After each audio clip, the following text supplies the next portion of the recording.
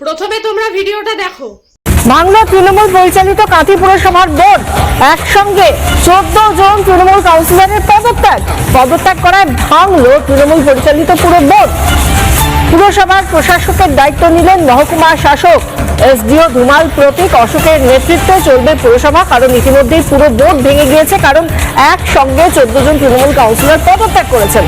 পশ্চিমবঙ্গে বিজেপি সরকার এসেছে এখনো 1 মাস হয়নি, কাউন্সিলররা এত তড়িঘড়িভাবে পদত্যাগ করছে কেন কেন কেন?